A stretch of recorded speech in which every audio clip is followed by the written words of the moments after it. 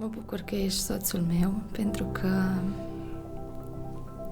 am învățat foarte multe lucruri de la tine și da, relația noastră se bazează pe respect, credință, încredere și dragoste.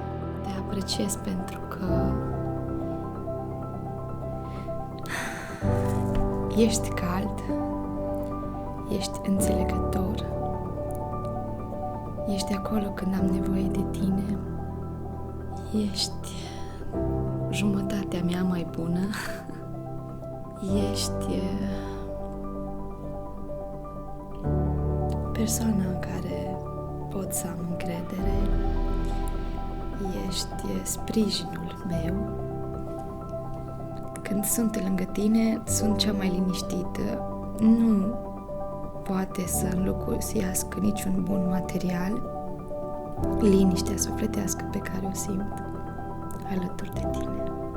Îmi doresc să fii acasă